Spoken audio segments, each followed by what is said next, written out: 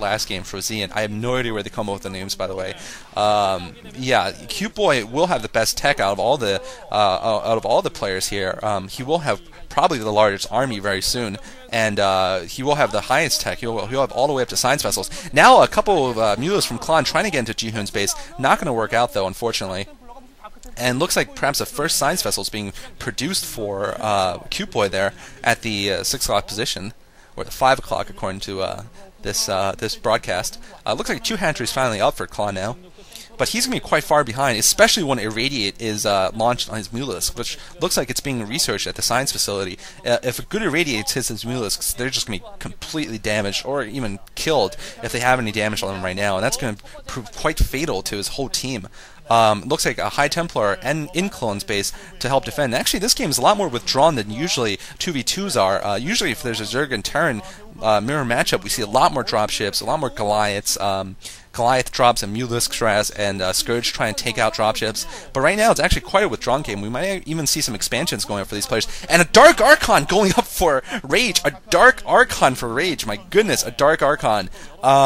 I'm guessing he's going for Maelstrom, the Dark Archon. That was the only thing that would make any sense. Although it's possible even that he could do some feedbacks on the Science Vessel, but the Science Vessel probably won't have enough energy for the feedback to kill it, and it might do some damage on the Science Vessel, and sap its energy, certainly. But really, one Dark Archon and just a handful of Zealots isn't going to be able to cut it against a large Medic Marine force. He really needs a couple more High Templar, and perhaps some Dragoons to deal with this. And looks like a DT out for Rage, and he's definitely taking advantage of his Templar archives here. I don't know if this DT has been detected. Looks like an Irradiate going off on Clon's units. Meanwhile, the DT is attacking, but the Science Vessel is there, and looks like a couple of Mulisk getting taken out by Jihyun. Jihyun is going to have a superior Mulisk count because of his economic lead here in his base, and looks like Rage hasn't come to support his Zerg ally yet. Perhaps he's trying to hide the fact that he has this Dark Archon there. And looks like a bunch more cannons being built in front of the natural expansion area for Clon. So perhaps Rage trying to set his ally up for a natural expansion. Looks like the Marine has the +1 attack upgrade.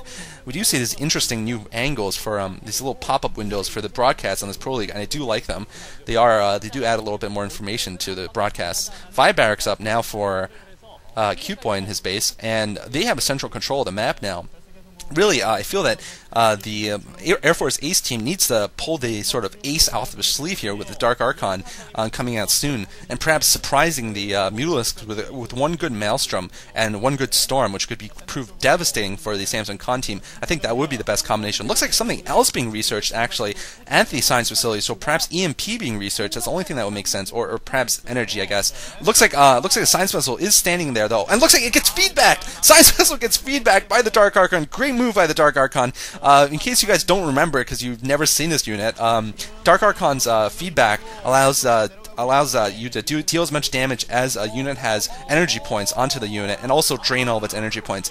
A good Storm going off on those Medic Marines, killing about 4 or 5 of them, but the Medic Marines still hold the center map. Irradiate going off on the Mulist, but they weren't clumped to start with, so perhaps the slightly poor control, or perhaps it was on purpose, but it was beneficial to Clon because he didn't take much damage there. Some Scourge going up, trying to kill off these Science Vessels, and I do believe that it would make sense for Science Vessels to have EMP actually to deal with these Dark Archon, these High Templar, which are coming out of Rage's base. Rage focusing a lot on using magic here, using his energy units, and looks like he is setting up a natural expansion also. Looks like, in fact, all 4 players have gotten their natural expansions. This is a much longer 2v2 game than usual, guys, because both players, usually you don't even see expansions in these kind of games. In any case, now 3 science vessels there. One gets feedbacked again. Looks like he sets off an Irradiate upon a High Templar, believe it or not. And it's actually damaging, oh my goodness, it's damaging all these sort of Zealots, but it's morphing into an Archon now. Looks like this other High Templar is going to die, though, unfortunately.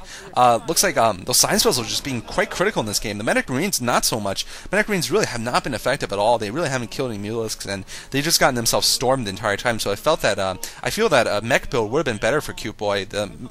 I guess the only reason why it wouldn't be as good is because the Medic Marines cost much less gas than a tank or a tank and Goliath force would, and hence leave more gas for the science vessels.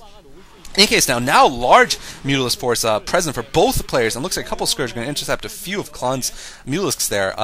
But this will come down to one pivotal battle, I feel, and I think that the battle might be right now, actually. No, Cuteboy withdrawing a little more. A couple of decent storms, and this Medic Marine Force can be whittled down entirely, though. And a couple of good storms already. Meanwhile, side combat between the Mutalisks. Another attack here, and I feel that actually Airforce Ace is doing a great job here. Rage getting some great storms off. If you can storm that a bunch of science vessels, you might be able to take a couple of them out. A couple of them probably are weak. Meanwhile, Mutalisks still fighting each other in their own separate little war. And now, big fight here between the Mutalisks. It looks like actually Jihyun's forced to retreat here, so perhaps Airforce Ace has gotten themselves a little bit of an edge so far. Most of the Mech Marines are dead, as are most of the Zealots, but the critical Archons for Rage are still alive, actually. And looks like he has a couple more High Templar wandering out. If he manages, like I said, to get one or two good storms off of these Mutalisks, ooh, not good. High Templar getting caught there, but he does manage to get a storm that kills some of these Medic Marines, and I think kills a Science Vessel. Yes, he did pick off a Science Vessel, so good storm there, picking off a Science Vessel. And really, that Dark Archon actually probably being quite useful so far, especially if he gets one Maelstrom. It will have paid for itself by now, and it will have certainly amused us. And now actually, Clon going for an attack at this unprotected natural expansion of Jihyun. Jihyun doesn't have anything there, and Clon manages to go for an attack there and kill off all the drones. Meanwhile, the Scourge are about to intercept all of Jihyun's Mutalisks. Looks like they're running away here, and Scourge running away because good micro can kill all those Scourge. It looks like the Scourge moving in now. Ooh. They hit the Mutalisks instead of hitting the Science Vessels, unfortunately, though. It would have been much better for them to hit the Science Vessels, but they missed. Looks like Clon actually purposely not putting all of his... Ooh, looks like some Vultures with mines out, actually, to slow down the Protoss player. Looks like... Ooh, another Scourge getting killed. I was saying that Clon was not clumping his Mutalisks, not doing the clumping trip, because at this point, Science Vessels would probably do more harm than it is good for them. Dragoons upgraded to +1 attack also. And... yeah, that could be good against these Medic Marines. If the Medic Marines decide to get +1 armor, the Dragoons will be a little more powerful, but it doesn't seem that way. It seems like there's not enough Dragoons to warrant a +1 armor. Now, big attack from Clon going at the natural expansion here. Meanwhile, a crazy melee in the middle here.